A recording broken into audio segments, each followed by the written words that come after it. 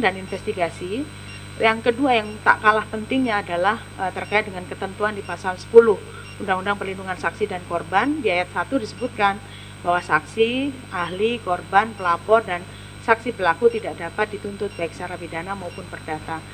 Kalau ada laporan balik, maka laporan yang pertama, ya alhamdulillahnya aparat penegak hukum yang menangani kasus tersebut, kasus ini dari awal sudah sampaikan harus lapor polisi.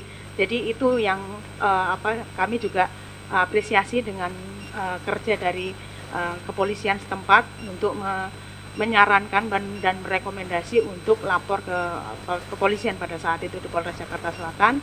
Dan kemudian berkat itulah kemudian mereka ini punya salah satu jaminan hukum atau perlindungan hukum bahwa mereka tidak dapat dituntut. Nah, kalau ada tuntutan balik atau serangan balik atau laporan balik, maka laporan pertama itu harus dibuktikan dulu dalam dalam pengadilan yang kemudian diputus oleh majelis hakim yang berkekuatan hukum tetap putusannya tersebut. Jadi ini salah satu penguat bahwa kasus ini memang kuat ya, karena pasal 10 tadi, pelaksanaan pasal 10, dan mereka dilindungi oleh Undang-Undang Perlindungan Saksi dan Korban.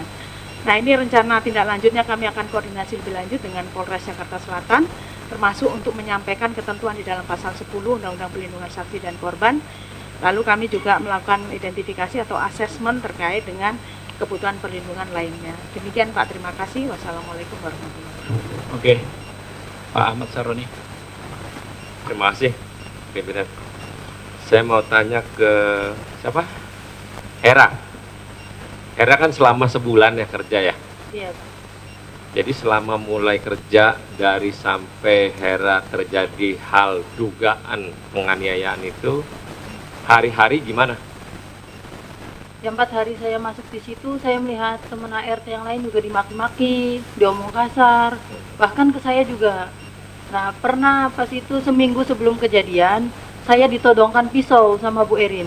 Diancam katanya, kamu kerja di sini jangan tolol ya, kamu pakai otak di sini katanya. Dan macam-macam kamu. Itu dicatat tanggal berapa? Seminggu sebelum kejadian, berarti tanggal berapa Kak? Udah tercatat ya sama Belum. pihak lawyer? Belum. Belum dicatat. Tolong dicatat.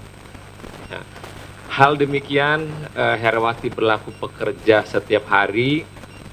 Apakah tiap hari demikian cara Ibu Erin melakukan ART bukan kepada Hera aja tapi pada semua?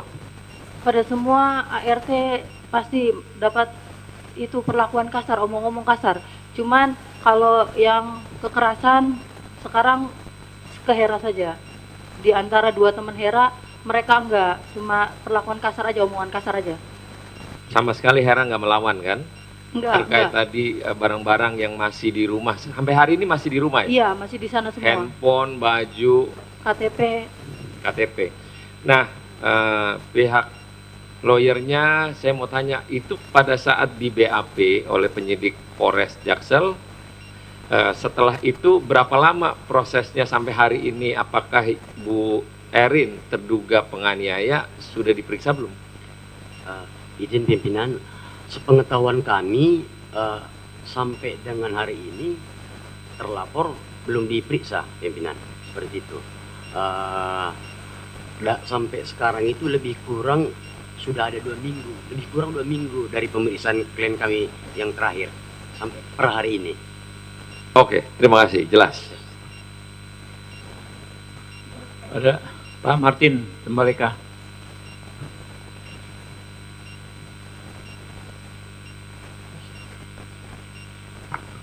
Terima kasih pimpinan dan rekan-rekan anggota Komisi 3 yang kami hormati.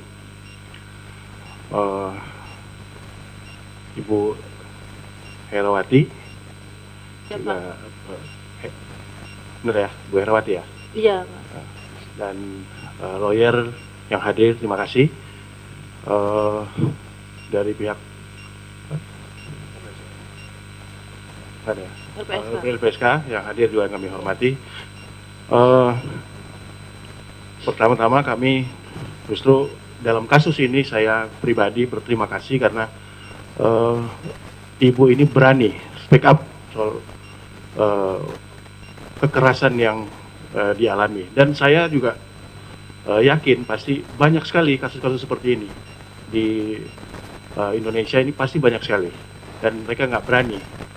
Tapi kali ini Ibu berani mengungkapkan peristiwa yang terjadi, yang Ibu alami. Jadi ini kami bersyukur, terima kasih. Jadi supaya juga teman-teman yang lain yang bekerja, yang mengalami peristiwa yang sama juga jangan diam. Dan ini kan sudah ada beberapa waktu yang lalu kami DPR RI sudah mengesahkan Undang-Undang Perlindungan PPRT. Jadi menurut hemat saya bentuk implementasi dari Undang-Undang PPRT ini yang sudah disahkan, saya pikir kami mendorong dengan adanya cerita yang tadi disampaikan. Ini kan begitu miris kami melihat kok ada seenaknya para majikan ini memperlakukan pekerja di rumah dengan sesuka-suka dia, tidak memikirkan orang ini bekerja dengan baik, dengan serius untuk melayani majikan tersebut. Jadi saya berpikiran ini implementasi dari Undang-Undang Perlindungan PPRT ini, kami mendorong kepolisian dalam hal ini untuk segera mengambil langkah tegas. Jangan pakai lama-lama, karena kalau betul-betul cerita yang disampaikan tadi oleh Ibu Herawati ini betul adanya, tidak ada alasan lagi untuk menunda-nunda pemeriksaan, apalagi belum 2 minggu belum diperiksa. Harus segera diperiksa, harus segera diambil langkah tegas, langkah konkret dari pihak kepolisian untuk menindak perilaku-perilaku dari majikan-majikan yang seperti ini. Karena Undang-Undang Perlindungan PPRT sudah disahkan. Inilah saatnya kepolisian mengimplementasikan undang-undang ini untuk sebagai perlindungan kepada teman-teman yang bekerja sebagai pembantu rumah tangga. Itu dari kami pimpinan. Terima kasih. Assalamualaikum warahmatullahi wabarakatuh. Waalaikumsalam warahmatullahi wabarakatuh.